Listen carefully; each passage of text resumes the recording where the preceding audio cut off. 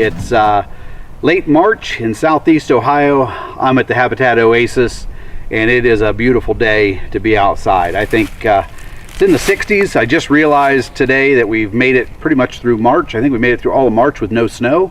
So it has been a great March. Things are greening up and just looking for opportunity to get outside. Josh and I are, I guess we're almost done with the John Deere Compact Tractor Buyer's Guide. So if you're looking to buy a tractor, a lot of good information there. I think we've got 10 videos in that series. But we kicked that off because with spring here or coming, a lot of people are shopping for tractors.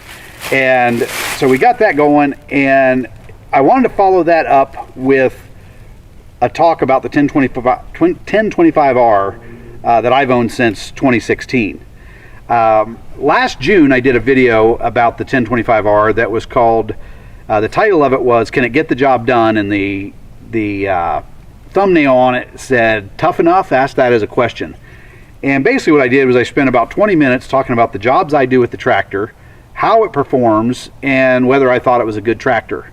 And my basic answer is I think it's a great tractor. But what I'm going to talk about today is how I outgrew this tractor and what I stepped up to. So to understand that, I think you have to go back and understand kind of the history of my tractor ownership and why I bought the tractor. I've hunted in West Virginia for about 40 years. I have property down there. I have 25 acres with a cabin, and I had about, 3 acres that I was maintaining, plus a little bit of work I would do for the neighbor here and there. And actually, before I had the tractor, I wasn't doing anything for the neighbor. I was doing very little maintenance on mine other than mowing. I had a Craftsman 42-inch ride-on mower, and that's how I did my mowing. When I needed anything bigger done, I had a good friend who had a tractor. He'd come up and brush hog for me. He came up and tilled my fields for me, but I wasn't doing much of the work myself.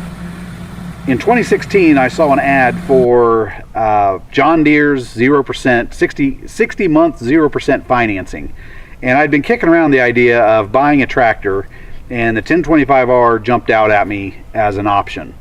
So I went and looked at them and quickly decided I had to have one. It was going to help me with mowing. I was going to mow, again, I mow about 1.5 acres to 2 acres, so I was going to get a belly mower for it. It had the PTO, so I knew I could add on my brush hog. I could add on a tiller. I had the loader. Basically, what I felt like was, I was stepping up into the world of owning a tractor and going to have something I could use to maintain my property. I purchased it. I started using it and absolutely loved it. It did everything that I needed. I was tilling. I would use the bucket to, I'd cut trees that were across the path or something, push them out of the way. I moved a little bit of gravel with it. I did my mowing, a little bit of brush hogging. I started doing a little brush hogging for the neighbor. I actually extended my food plots, got permission from my neighbor to do a couple acres of food plots on his property. So the tractor was doing absolutely everything I needed, and it fit inside of, I want to say it fit inside my 12-foot shed. I think it was from, front to back. It just barely fit in, but it did fit. So for my use case, it was a great tractor, and absolutely loved it. So what changed? How did I outgrow it when the story is so good? Well, in 2014, Josh bought 70 acres in southeast Ohio. And when he got that, he had a Massie Ferguson, I want to say a Massie Ferguson 2200, 2600, something like that. A tractor comparable to the John Deere. And it had the belly mower on it. He had a rear blade for it. I think that's the only attachments he had. He didn't have a bucket. But he had that. I had the 1025R. And I think he came down to the cabin. Somewhere along the way, he saw this tractor, liked it, and thought, maybe I should get something along those lines. So he picked up the 2032R. He had 70 acres. He had a little bit bigger area to mow, and he had some fields that he wanted to be able to brush hog. So he stepped up to the 2032R. So he had his cabin in southeast Ohio. I had my place in West Virginia, and both of us had a tractor that was doing the job that we needed. Well, in I guess it was 2016, 2015, I came here and I started hunting with him. And the first year here, the first day I hunted, I shot one of the biggest bucks I've ever shot. So it got me pretty cranked up about Southeast Ohio. I'd shot some nice bucks in West Virginia, but the buck I shot here, he was impressive. So that made me, that started my love affair with Southeast Ohio. And you know, I'd always hunted Ohio. In other counties, I just never had luck shooting a big buck. So I came here, I started hunting with him, and I mean, again, he had 70 acres, but off the back of his property was another 80 acres that was owned by an absent landowner. The landowner had owned it for years, lived in Chicago, had no intentions of ever coming back. And we reached out, got in touch with him, and made a deal to purchase that property from him. So Josh owns the 70, Josh Kelly and I own the 80. So I had an interest in property here in Ohio. My first thought was, I want to start doing work to maintain it. I want to put in food plots. I had all kinds of plans. So I loaded this on the trailer, I brought it here, and Josh and I went to work on the 80. So he had his 2032R with a brush hog. I had this with a 4-foot brush hog, and we'd go out there and work. And you know, when I first started doing it, you know, there were times I was out there by myself working, and you know, it was slow going, but you know, I was pretty happy. I was just happy to be out there working on the tractor. Then there was a day we were both out there brush hogging, and as I'm brush hogging along, I see Josh just making paths up and down the field. I don't want to say twice the rate of me, but he was moving along good. I was putting along, and he had a bigger brush hog on, so he was making progress faster than me. He had both a bigger brush hog and a more RPMs on the tractor. So that's when I started looking and thinking, man, it'd be nice to have a bigger tractor. I continued to use this for a while longer, and I found that when I was brush hogging, it took a lot of time. It sat so low, I was getting a lot of fluff in the radiator. It was overheating. When I did some tilling, it took a long time, and I basically had this mantra that, you know, I'm going to get it done, but it's 4 feet at a time. The tractor was doing the job, but I was, it was taking a lot longer than I thought it should, or that I wanted to spend on it, really. So I started thinking, you know, maybe it's time to step up to something bigger. I really was concerned that the way I was using the tractor and the number of hours I was putting on it and the thickness of the stuff I was brush hogging and just everything I was doing, I was concerned that if I continued to treat the tractor that way, it was going to damage the tractor. So I made the decision, and actually I think I was out on the 80 acres with my girlfriend Debbie, and she said to me, you know what you need? You need a bigger tractor. Well, I'd already been thinking it, and who was I to argue if I was getting encouragement to go look at something bigger? So I decided that I was going to start shopping around for a bigger tractor.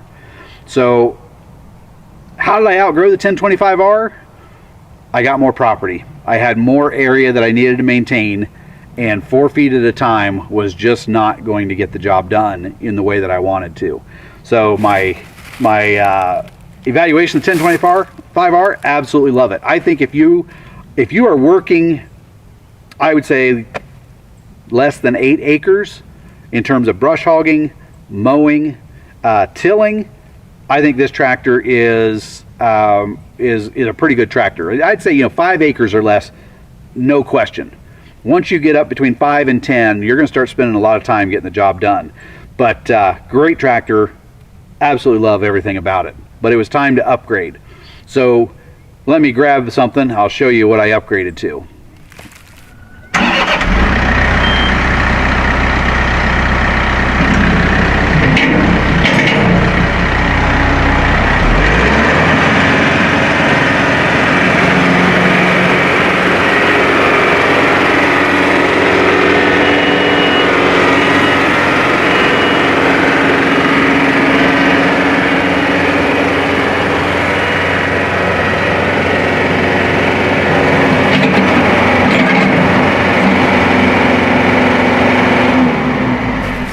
Okay, so this was my upgrade. I went from the 1025R to the 4052R.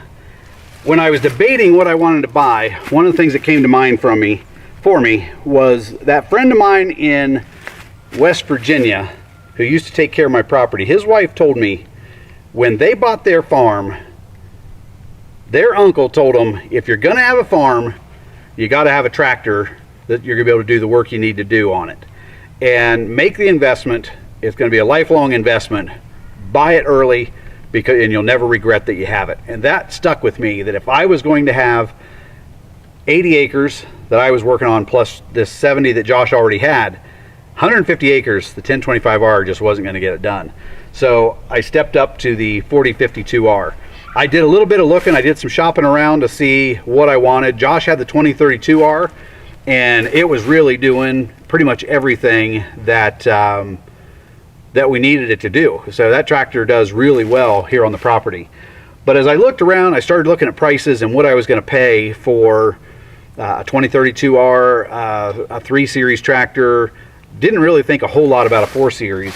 But when I started looking at the prices of new tractors, I realized that it was going to be an expensive purchase. And I started looking to see what was available used. What could I do if I went used? And I started looking at bigger tractors and bigger tractors. I looked at tractors with cabs on them. I was looking at the 4052R with a cab, and just looking all over.